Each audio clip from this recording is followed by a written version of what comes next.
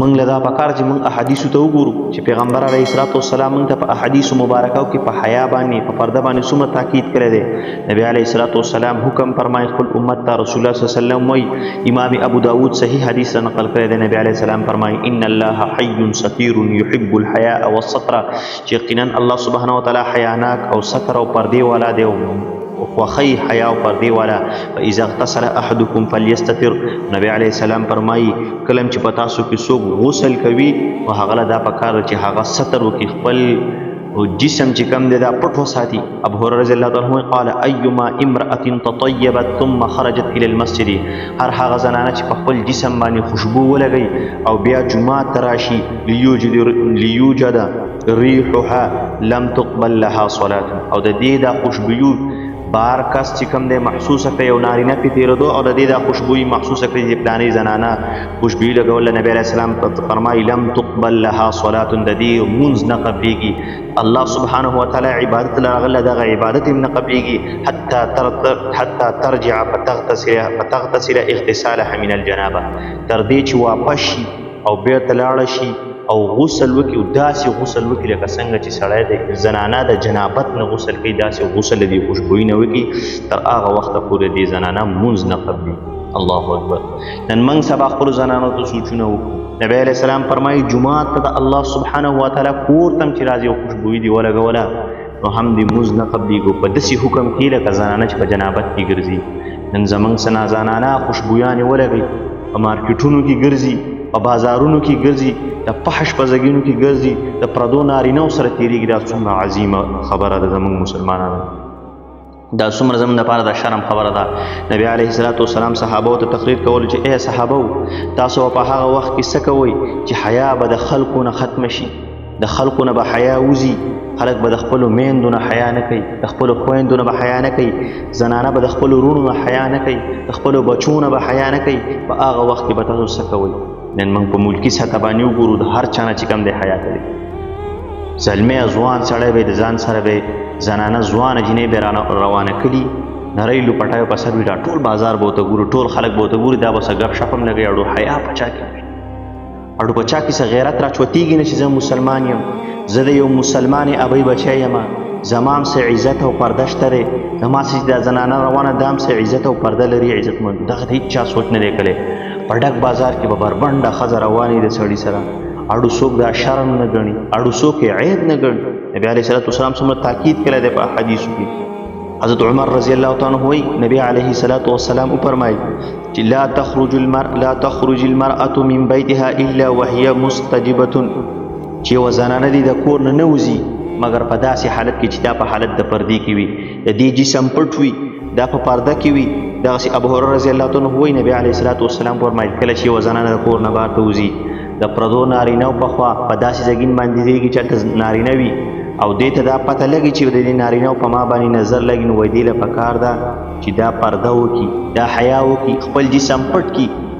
نو ابو هريره رضی الله عنه وایي ګنې الله سبحانه وتعالی دې دواړو ته ګوري چې دا زنانه باندې پردی نظر لګي، دې ته الله سبحانه وتعالی ګوري، په دې باندې نظر ساتي. زنانه چې کوم دی دا عورت دی، عورت دا به خپل جسم پټ ساتي، دا به خپله پرده کوي، خپله حیا به ساتي. هغه ځایونو ته به نه ورځي چې په کوم ځایونو کې د نارینهو مجلسونه وي، کوم ځایونه د دې دپاره صحیح نه وي. علي رضی الله تعالی عنه ته نبی علیه السلام فرمایي ای علي ستا دپاره بهرنی کار دی، ته به بهر کار کې، بهر مزدوري به ته کې، د بهر نه به سوداګانې ته راوړي، سامانونه به ته راوړي، او خپلې لور فاطمه رضی الله تعالی عنها ته وایي فاطمې مې ته به د کور دننه کار کې، ته به د کور دننه سامان سنبالښت کې، د کور لوښي وغیره به ته کوې، په تا باندې د بهر کار نشته دی، ته به د کور دننه کار کوې. او علي ته یې وویل علي ته به د کور نه بهر کار کوې. فاطمې رضی الله تعالی عنها ته یو پیر وویل فاطمې دا یاد ساته چې زه د ټولو تا ته دا ښه پته چې زه د ټول جهان الله سبحانه وتعالی د کائنات نه په کائنات کې د الله سبحانه وتعالی د ذات نه لاندې عظیم شخص یم او عظیم انسان یم. خدا یاد ساته که د قیامت په ورځ نه خپل خاوند ناراضه و، خپل خاوند درنه په څه خبره باندې خفه شوی و، نو قیامت په ورځ به زه تعالی الله سبحانه وتعالی نه خلاص نه کړم، تر څو چې ته علي نه یې معاف کړي.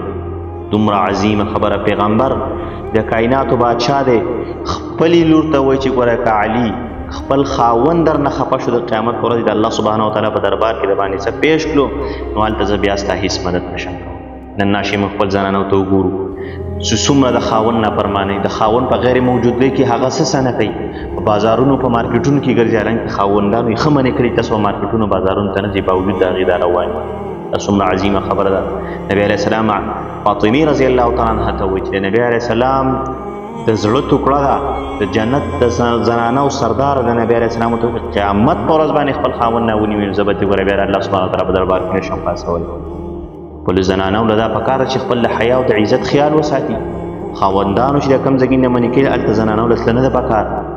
هغه ځای نه ځان محفوظ ساتل پکار دي.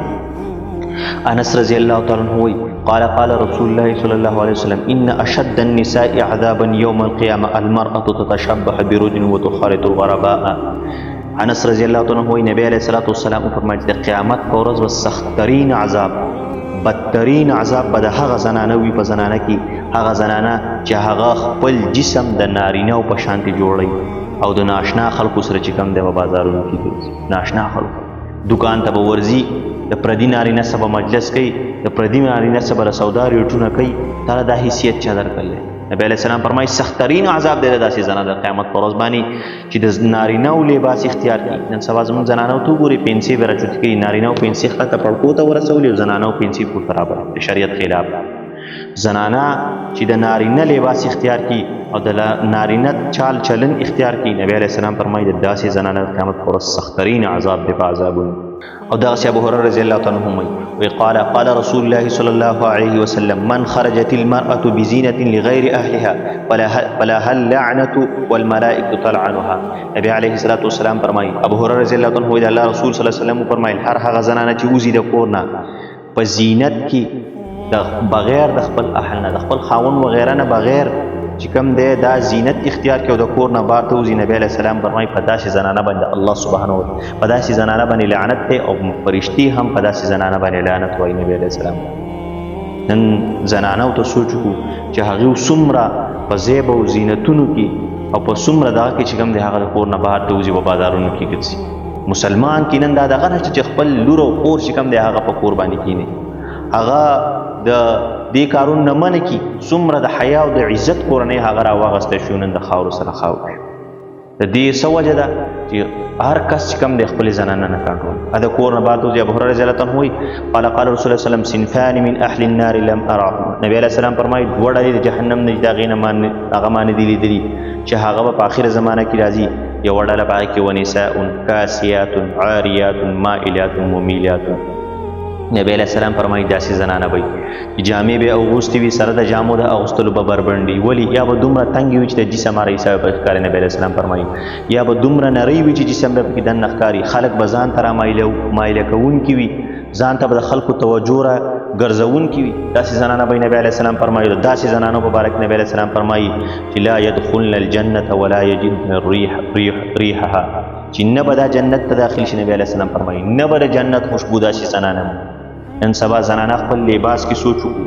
چې موږ او زموږ لباس څنګه جوړ شوی. نن زموږ د دین طور طریقې څنګه روانې دي. زنانه چې کوم دی په بېحیایۍ پسې بېحیایي په هر زګین کې بېحیایي نن سبا د زنانو د راسو د پښتون نه چې کوم دی هغه غیرت او هغه هر څه چې کوم دی وواته چېرته هم څوک دا عیب نه ګڼي چې زما ښځه زما خور زما لور چې کوم دی هغه لاړ شي په بازار کې هلته د خلکو سره ریټونه کوي او په بازار کې هلته چې کوم دی د خلکو نه اخیستل او خرڅول کوي. نبی علیه الصلاة والسلام فرمایي چې د کم کور ښځه په بېپردګۍ کې په بازارونو کې ګرځي او د کم کور ښځه په بېحیایو خلکو سره ګرځي بېحیایتوب کارونه کوي او دا سړی نه مني کوي. نبی علیه السلام فرمایي دا سړی دعوس دی دعوس د ده نه غټ دعوس نشته دی. او نبی علیه السلام فرمایي داسې زنانو باندې الله سبحانه وتعالی جنت هم حرام کړی دی د جنت خوشبویي به هم حرام کړې ده دعا یې هم نه قبلېږي منځونه هم نه قبلېږي او حجونه او عمرې هم نه قبلېږي. په داسې زنانو باندې د الله سبحانه وتعالی لعنت هم دی. داسې عظیم احادیث داسې زورنه نبی علیه السلام چې په دې حدیثو کې ورکړله دا د دې دپاره چې زنانو له دا پکار ده چې هغه د خپلې پردې خیال وساتي او هغه په اوچت اواز باندې به زنانه خبرې هم نه کوي حتی که چې زمونږ زنانه به څه زنانه وي. ام المؤمنین حضرت عایشه رضی الله تعالی عنه هغه زنانه ده چې په بستر باندې به چې کوم دی قرآن نازلېدو چې نبی علیه السلام په بستر کې به و نبی علیه السلام باندې به قرآن نازل شو هغه مقدسه خاتون ده المؤمنین طیبه طاهره ده چې د هغې په بستره باندې به الله سبحانه وتعالی قرآن نازله صدیقه بنت صدیق ده هغه عایشه چې 10 آیات د قرآن مجید د هغې په پاکوالي باندې نازل شوي هغه عایشه چې سورة نور د هغې په شان کې نازل شوی دی هغه عایشه رضی الله تعالی عنها المؤمنین چې کله په اوچت اواز باندې په کور کې قرآن مجید تلاوت کوي نبی علیه السلام ته ای عایشې د قرآن تلاوت کې اواز دې ښکته کړه اواز دې کمزوری کړه ستا د اواز عورت دی المؤمنین د هغې په شانتې پاکه زنانه هغه زنانه چې الله سبحانه وتعالی نبی علیه السلام ته ویلي چې عایشې سره نکاح وکړه الله په حکم نبی علیه السلام د هغې سره نکاح تړل هغه پاکم زنانه چې په کور په اوچت اواز تلاوت کوي نبی علیه السلام ورته وایي اواز دې ښکته کړه ستا د اواز عورت دی نن ناشه زموږ د مسلمانانو ښځو ته وګوره چې په واده کې به تنبلګي راغستي وي په غاړو کې به شاته ناست وي تنبلګي به په تیزه تیزه بداګانې بجنوي د ماما د زوی په واده کې د ترورۍ د زوی په واده کې د تره د زوی په واده کې داسې خلکو په ودونو کې به دي چې اړو په دین کې د هغو سره میلاوېدل نه چې سلام کول په لاس سره هم جایز دي هغوی په ودونو کې به روانې وي د درېیم او د څلورم کلي پورې به د هغه واده رسي دا څومره د شرم خبره زموږ د پښتنو دپاره زموږ پښتانه چې کوم دی په راحت کې چې کوم دی الله سبحانه وتعالی یې الله ته یېري چې کله پې سخت راشي او الله سبحانه وتعالی یې لږ راونیسي بیا ورته الله وریاد شي بیا جومات ته هم رامنډې وایي بیا چې کوم دی دین نه هم زور ورکړي بیا په ملیانو هم پسې ګرځي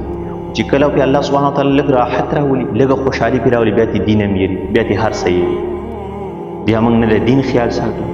نن موږ خپلې خویندې او میندې د مارکیټونو نه نشو رامنې کولی د اختر شاپینګونو له زموږ زنانه تلي هلته شاپینګونه کوي د پردو نارینهو سره د کپړو ریټونه کوي نن ستا زنانه ته په بازار کې کړې لاس ته ورچولی کېږي د بنګړي د ناب دپاره ګوتمې ورپرز کوي امیلونه په خپل ورته پانزیبونه اچولی کېږي به د حق روژه کې او په مسلمان کې دا غیرت نشي چې هغه راپاسي خپله خوره موره په کور کې کښېنوي هلکه غټ لیوه غټ ځناوره په کور کې پروت لاړ چې د بازار نه ډېر شه کپړې راوړه او له ورکوي به دې کې دانه کپړې خوښې کوي څلورو کور ته په بازار کې پردو لونډانو سره هلته ګپونه لګوي هلته ګپې شپې لګوي بیا وایي یاره فلاني لور وتښتېده فلانۍ که دا کیس راغی دا کیسونه به نه راځي مخکې به چې ماشومه په کور کې پیدا شوه د فلاني لور به پیدا شوه چاته به پته هم نه وه چې پیغله به وي که وړه به وي که غټه به وي څومره به شوي دا به چاته پته نه لګېده ځکه چې څوک به ترې خبر هم نه و نو د هغه تښتېدو د دغه هېڅ هغه هر چا کورنۍ به چې کوم دی ښه په حیا او عزت کې اوسېده نن سبا چې لور لږه پیغله شي د 15 کلي پورې دا غوڼ خلک خبرې چې د فلاني لور پیغله شي ولې چې موبایل هغه استعمالوي ټیک ټاک هغه استعمالوي فیسبوک هغه استعمالوي واتساپ یې هغه استعمالوي دا پرې ماحول چې کوم دی دا موږ خپلو زنانو له په خپل لاس باندې ورکړلی ځکه د حیا او د عزت کورنۍ داسې کورنۍ چې د ابا او د اجدادو نه په سپینه لمن باندې د ماشي عمره تور داغ هم نه و نن هغه خلک په جرګو کې د جومات په صفونو کې چې کوم دی هغه خلک نشي کېناست د شرم د وجې نه موږ او تاسو هم سوچ وکړو چې موږ هم دا دومره بد حل ولې شروع شوی دا د دې وجې نه چې موږ خپلې زنانه پرېږدي هغې ته چې کوم دی قاریږو نو زنانه هم دا پکار ده چې د خپل حیا او عزت خیال په خپله باندې وساتي ځکه دا یو عورت دی عورتو او د دې مثال د سرې کړې غوښې دی غوښه نه د سره شوې غوښه ده چې د کبار کې دی که نو په دې باندې ټپوس هم حمله کوي سپی پې هم حمله کوي ګیدړ پې هم حمله کوي پیشو پې هم حمله کوي اخشه پې حمله کوي خپل ځان خپل عزت په چې کوم دی دا په خپله ساتو عزت خپلو زنانو ته چې کوم دی په دې باندې تاکید وکړو چې هغه په کورونو کې کینی هغه د خپل حیا او د عزت ډېر خیال وساتي ځکه چې ما تعالی الله سبحانه وتعالی زندگی ډېر عارضي زندگی راکړله هغه ابدي زندگی به د ما سره دې مبارک تپوس کېږي الله سبحانه وتعالی دې خبرو باندې عمل کولو توفیق راکړي وصلی الله تعالی علی خیر خلقه محمد وآله وصحبه اجمعین برحمتک یا ارحم الراحمین